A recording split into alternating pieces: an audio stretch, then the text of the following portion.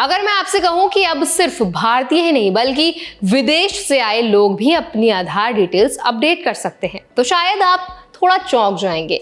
लेकिन ये सच है। 2025 में UIDAI यानी कि unique identification authority of India ने एक बड़ा बदलाव किया है जिसके तहत कुछ खास शर्तों पर अब विदेशी नागरिक भी अपनी आधार जानकारी को अपडेट कर सकते हैं। तो आज इस वीडियो में हम समझेंगे कौन कौन से विदेशी नागरिक आधार अपडेट कर सकते हैं, कौन कौन से डॉक्यूमेंट्स बहुत जरूरी हैं, आधार कितने समय तक वैलिड रहेगा और भारतीयों को इससे क्या सीख मिलती है ताकि ये खुद भी आधार अपडेट करते वक्त किसी गलती से बच जाए।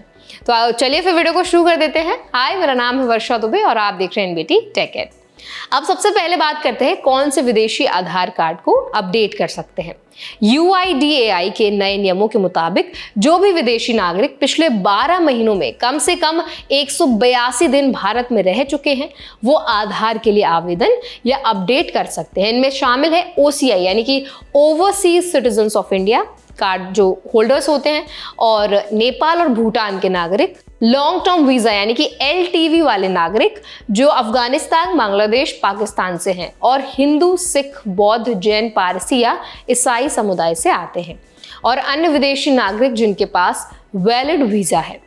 अब बात करते हैं कौन से डॉक्यूमेंट्स आपको लगेंगे इसके लिए। तो हर कैटेगरी के लिए अलग अलग डॉक्यूमेंट्स की जरूरत होती है। OCI कार्ड होल्डर्स को अपना वैलिड OCI कार्ड और विदेशी पासपोर्ट दिखाना होगा। ये प्रूफ ऑफ आइडेंटिटी और डेट ऑफ बर्थ दोनों के लिए वैध माने जाएंगे। LTV होल्डर्स के लिए जरूरी है कि वो अपना लॉन्ग टर्म वीजा डॉक्यूमेंट पेश करें। ये proof of identity, date of birth और प्रूफ ऑफ एड्रेस के रूप में इस्तेमाल हो सकता है। नेपाल और भूटान के नागरिक अपने देश का पासपोर्ट दिखा सकते हैं। अगर पासपोर्ट नहीं है तो इन डॉक्यूमेंट्स में से कोई दो जरूरी हैं। एक तो आपका वैध नागरिकता प्रमाण पत्र, वोटर ID कार्ड, या इंडिया में उनकी एम्बेसी से जारी फोटो ID सर्टिफिकेट। अदर विदेशी नागरिक को वैध विदेशी पासपोर्ट और भारतीय वीजा दोनों दिखाने होंगे। साथ ही उनके पास FRRO या FRO यानी फॉरेनर्स रीजनल रजिस्ट्रेशन ऑफिस का रजिस्ट्रेशन सर्टिफिकेट या रेजिडेंसी परमिट भी होना चाहिए जो प्रूफ ऑफ एड्रेस के रूप में काम करेगा। अब एक अहम बात, आधार की वैलिडिटी कितने समय तक रहेगी। तो UIDAI के मुताबिक विदेशी नागरिकों का आधार उनके वीजा की समाप्ति तक वैध रहेगा। OCI कार्ड होल्डर्स और नेपाल भूटान के नागरिकों का आधार 10 साल तक वैलिड रहेगा और LTV धारकों का आधार उनके लॉन्ग टर्म वीजा की अवधि तक रहेगा।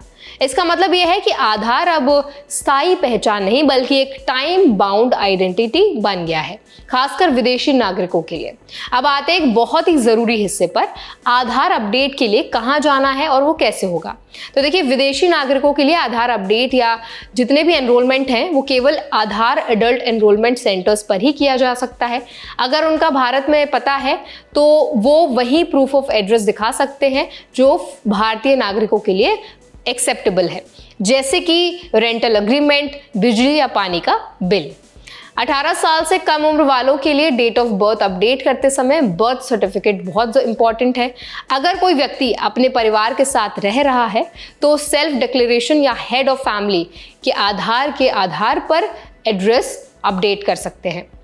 अब एक नया अपडेट भी है कि 1 अक्टूबर 2025 से UIDAI ने नई फीस भी लागू की है जो कि अब सभी लोगों पर लागू होगी, चाहे वो भारतीय हो या फिर विदेशी। यानी अब डेमोग्राफिक और बायोमेट्रिक अपडेट करने के लिए कुछ आपको फीस देनी पड़ेगी। अब सवाल ये उठता है कि इस बदलाव का जो मतलब है वो भारतीयों के लिए क्या है।